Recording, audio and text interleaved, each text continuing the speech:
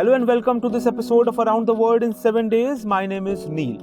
In today's episode, we will discuss the stories of two important international events of this week. First, we will try to understand why crude oil prices are rising due to Russia-Ukraine war and why Russia wants to sell its crude oil to India at lower prices. In the second story, we will talk about the charred peace talks and why Chad desperately needs these talks to succeed. But first, let's talk about crude oil.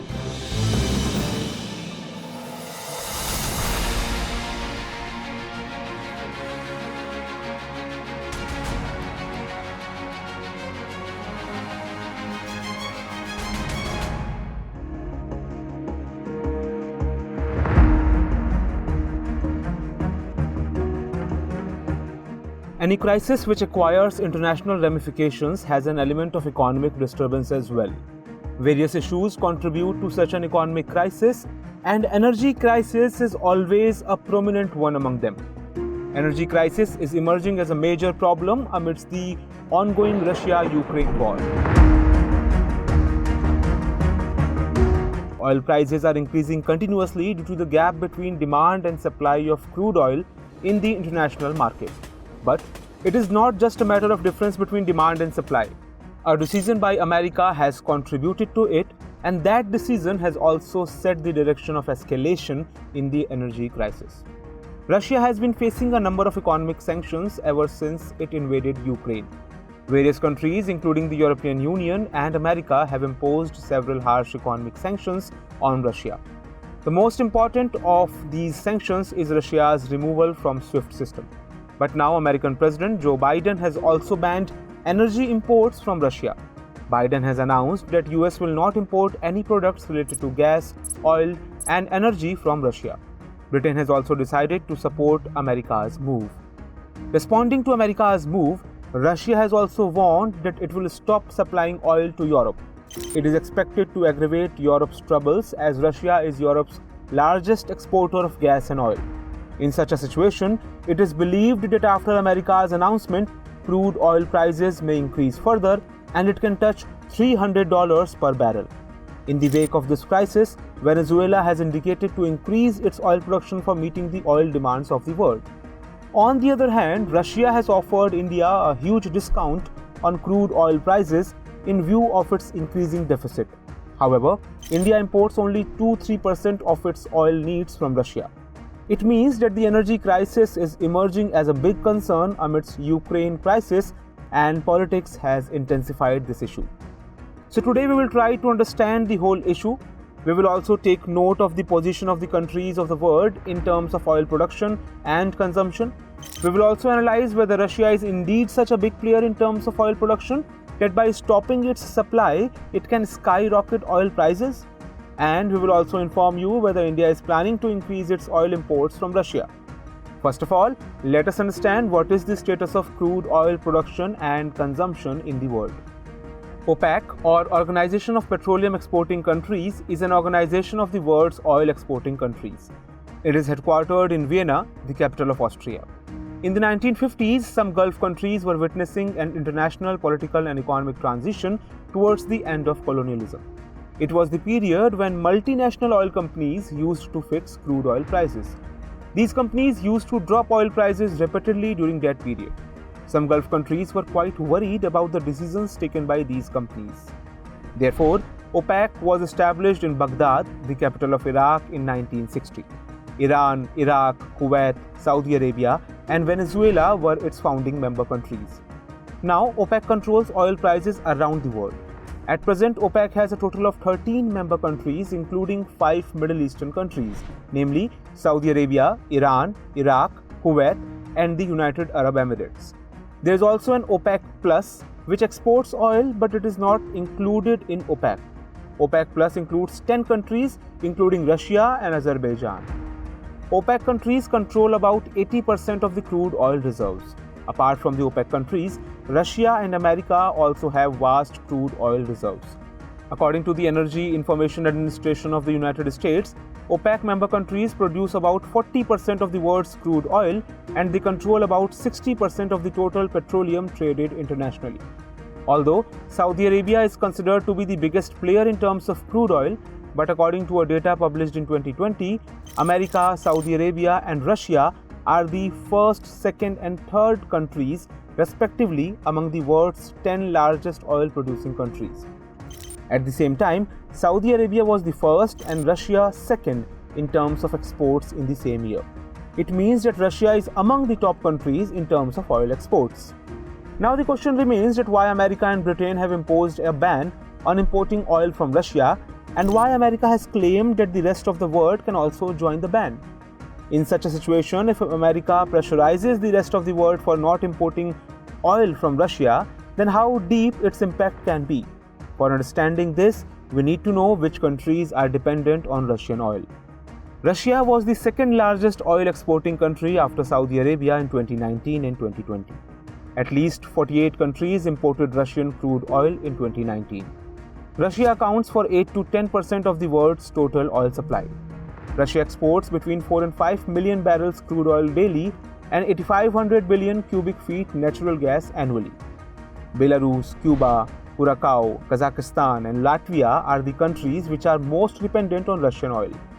These countries import 99% of their crude oil from Russia. Besides, America and India also import crude oil from Russia. But Europe is the most dependent on Russian crude oil. European Union imports about 41% of its essential gas from Russia. At the same time, it is also dependent on Russia for importing about 30% of its crude oil needs. Geographical location is the biggest reason for European Union's dependence on Russia. Russia is basically a transcontinental country, and about 3/4 of Russia lies in Asia and 1/4 lies in Europe. Russia shares its border with many European countries, and it is very close to the other European countries. In such a situation, it is quite easy for these countries to import oil or gas from Russia. You must be aware about the Nord Stream gas pipeline. This pipeline is used for transporting gas from Russia to Germany. It has been already mentioned above that the EU imports more gas from Russia than oil. Gas is used to generate heat during the winter season. European countries start storing gas after the temperature rises in April, and its consumption starts increasing with the onset of winter season. Since European countries are closer to Russia, it is easier to meet their energy needs from Russia. Hence, if Russia stops its supply, then it is not going to be easy for European countries to find an alternative. In such a situation, European countries may have to turn to gas exporter countries like Algeria, Nigeria, Qatar, and Azerbaijan. Europe can also import liquefied natural gas from America if it desires to do so. But no pipeline exists yet for transporting gas from these countries, and hence importing gas from these countries is a herculean task. The huge demand of such excess gas will put pressure on the European gas sector, and as its result, the already increasing gas prices will increase further. Now we will try to understand how this issue is related to India. As far as India is concerned, it imports 85% of its oil needs, out of which 60% crude oil is imported from Gulf countries. India imports crude oil from countries like Saudi Arabia, Iraq, Iran, Oman, and Kuwait. As far as Russia is concerned, India imports quite limited amount of oil from Russia. But at present, various countries are imposing restrictions on Russian oil, therefore Russia is offering to sell oil to India at low prices. It can be considered as a golden opportunity for India. Actually, India can import oil in huge quantities from Russia, but bringing the imported oil to India is a daunting task. It is so because of Russia's geographical location. Russian regions which produce oil are located in almost Russia's north, and these regions are slightly further away from eastern region. Now the problem in bringing oil from Russia's northern regions is that these regions are near the Arctic region and it is covered in snow for most of the year. The second problem is related to making payments. As you already know that the world powers have removed Russia from the SWIFT system, which is a universal system of making international payments. In such a situation, Russia is of the view that if it sells oil to India, then it will have to explore other payment methods. Russia is considering carrying out trade by using the barter system. It is the same system that India had used when sanctions were imposed on Iran. The amount of oil India used to import from Iran, it used to export wheat worth the same amount to Iran. it meant that there was no need for money transaction in that system. However, the situation is different in Russia's case. On one hand, trade via Black Sea is not possible yet, while on the other hand, Russia's access to Siberia is yet to be ensured. In Iran's case, it had even agreed to accept rupees in exchange for oil. But Russia would not prefer selling oil in exchange for rupees. In such a situation, it is believed that Russia's option of selling oil to India will not work, and it will have to explore other options for selling its oil. However, it remains to be seen that what will be the war's impact on energy needs and how it will affect the consumers' pockets.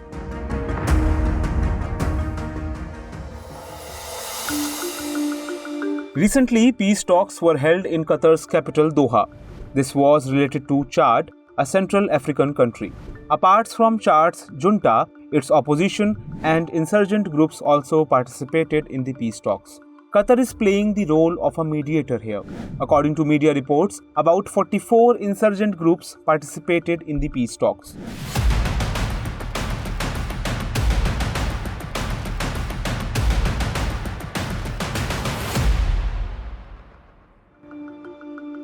One might ask that what is the objective of these peace talks and why were they needed? We will discuss this in our story. We will explain the relevance of this peace talk and why the government of Chad needed it. We will also see why the insurgent groups have been made a party to these peace talks. First of all, let us talk about Chad. Chad is located in Africa's center.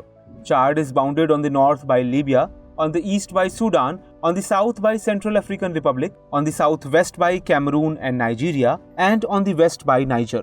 From a strategic point of view, Chad's location is crucial as it connects North Africa, Horn of Africa, and West Africa. However, the fate of Chad is marred by poverty and starvation. Chad attained independence from France in August 1960. Chad was developed by France, and it is also a strong ally of France in Africa. Since Chad's independence, it has been sometimes ruled by the insurgent groups and sometimes by the army. The most significant change came in the 1990s when the army carried out a coup, and since then, Chad has witnessed no change of power. The person who carried out the coup and started ruling Chad was Idriss Déby. Idriss was a military officer in Chad. Idriss toppled the rule of Hissène Habré through an armed insurgency in 1990 and came to power. Idriss remained in power for more than 3 decades. He died in April 2021 during a clash with the insurgent groups. After his death, Chad became unstable. But once again, the army seized the power. Later, a military council was also established. It has been decided that the military council will rule Chad for next 18 months under the leadership of Idriss Déby's son, Mohamed Idriss Déby. At present, Mohamed Déby is also serving the military. Elections will be held in Chad in a free and democratic manner after the 18-month transition period gets over. Now, 2 questions arise here. First, why Idriss Déby was killed by the insurgent groups, and second, why the insurgent groups have been proliferating in Chad. The fact is that Chad has faced a large number of civil wars, foreign conflicts, and coups since its independence from France. When Idriss became the president of Chad, he had the support of both France and China. He was also a long-time ally of France and other Western powers in their fight against extremists in the Sahel region of Africa. Idriss crushed the rebels against him several times. Moreover, Idriss himself used to take the help of insurgents for crushing these rebels. Also, Chad witnessed a civil war between 2005 and 10. This civil war was fought between Arab Muslims living in Chad's northern region and sub-Saharan Christians living in Chad's southern region. In fact, out of the total population of Chad, nearly 52% are Muslims and 43% are Christians. This has been the main reason for civil war in Chad, as the population of Muslims and Christians is almost equal. Therefore, Chad's leadership always faces challenges in striking a balance between Christians and the Muslims. When one group is in power, the other one starts a revolutionary war to oust the first. This is the reason for the proliferation of rebel groups in Chad. However, Chad is not the only country which is facing the problem of insurgency. Almost all the African countries are facing this problem. This is so because dictatorial governments have remained in power for decades in most of the African countries. During their long rule, these governments became autocratic and started opposing human rights. In this situation, the developmental work completely lagged behind and was not prioritized. Generally, it has been observed that the African countries become unstable after attaining independence. Even though the African countries witness change after a long period of time, but still there is no change in regimes of power, which is the main reason for their instability. This is so because the people already associated with the regime maintain their hold upon the government. Zimbabwe could be a befitting example here. Robert Mugabe ruled Zimbabwe for around 37 years before he was ousted from power. But still, Mugabe's party, that is Zimbabwe African National Party, Patriotic Front, has been in power there. In such a scenario, the senior officers of army remain in the good books of the governments for their own gains, and therefore they do not show any interest in changing the regime of power. Consequently, it leads to discontent among the common people and they take up arms. The present situation of Chad is quite similar to this. Idris Deby ruled Chad for around 31 years. During this phase, many insurgent groups developed and perished in Chad. At present, about 48 insurgent groups are active in Chad. They all are fighting for power. The two insurgent groups, namely Front for Change and Concord in Chad and Military Command Council for the Salvation of the Republic, were formed in 2016. These two insurgent groups started insurgency against the government and extensively fought with the government. President Idris Deby was killed during a clash with these insurgent groups. The recent peace talks are being held for putting an end to these conflicts in Chad. Elections are due in Chad in the near future. Hence, peace talks are being organized for reaching a consensus among all the insurgent groups. It is to be seen how beneficial these peace talks could prove for Chad in the future. Now let us look at the two questions based on today's bulletin. 1. How is Europe dependent on Russia in terms of energy needs? What will be the impact on Europe if Russia cuts its oil and gas supplies? Evaluate. 2. What are the reasons behind the rise of insurgent groups in Chad? Discuss. That is all for this episode of Around the World in 7 days. See you next week with more stories that are shaping the world around us. Till then, stay tuned.